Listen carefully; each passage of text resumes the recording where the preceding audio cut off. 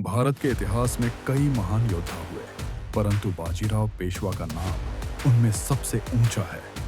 वे केवल योद्धा ही नहीं, बल्कि रणनीतिकार, नेता और दूरदर्शी भी थे। उन्होंने अपने छोटे से जीवन में मराठा साम्राज्य को उस ऊंचाई पर पहुंचाया, जिसका सपना छत्रपति शिवाजी महाराज ने देखा था। सातारा जिले में जन्मे बाजीराव के पिता थे बालाजी विश्वनाथ, मराठा साम्राज्य के पहले पेशवा।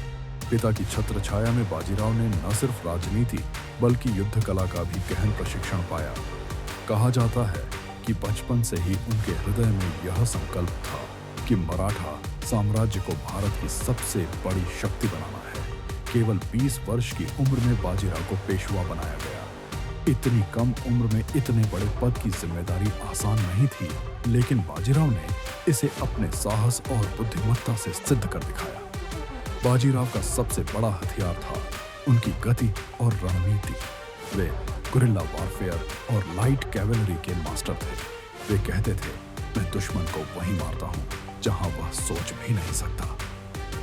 उनकी सेना बिजली की तरह आती, प्रहार करती और दुश्मन को समझने से पहले गायब हो जाती। यही कारण था कि वे 41 युद्धों में अपराजित रहे। निजाम, मुगल और कई राजाओं की बड़ी बड़ी सेनाएं भी बाजीराव के सामने टिक न सकी। 1728 का पालखेड़ युद्ध इसका सबसे बड़ा उदाहरण है। निजाम की भारी भरकम सेना के सामने बाजीराव की छोटी सेना खड़ी हुई और अपनी रणनीति से उन्हें घुटनों पर ला दिया। यह जीत इतनी शानदार थी कि यूरोप के इतिहासकारों ने भी बाजीराव को भारत का नेपोलियन कहा। बाजीराव ने मराठा साम्राज्य की सीमाएं नर्मदा से लेकर अटोक तक फैला दी। दिल्ली दरबार तक मराठों की शक्ति का डंका बजने लगा। कहा जाता है कि उनकी ख्याति इतनी फैल गई थी कि मुगल सम्राट भी उनसे डरने लगे थे। इतिहास बाजीराव की वीरता के साथ साथ उनके और मस्तानी के प्रेम को भी याद करता है। मस्तानी, जो सुंदरता और वीरता दोनों में अनुपम थी, बाजीराव के जीवन का अविभाज्य हिस्सा बनी। लेकिन यह प्रेम समाज को स्वीकार्य नहीं था। विरोध, षड्यंत्र और कटुता के बीच भी बाजीराव ने मस्तानी को सम्मान दिया और अंत तक साथ निभाया। सन 1740 में केवल 40 वर्ष की उम्र में बाजीराव का निधन हो गया। उन्होंने अपने जीवन में एक भी युद्ध नहीं हारा।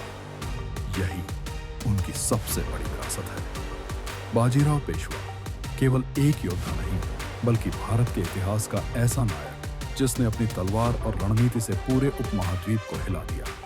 उनकी कहानी हमें आज भी सिखाती है, साहस और संकल्प से असंभव को भी संभव बनाया जा सकता है। जय भवानी, जय शिवाजी।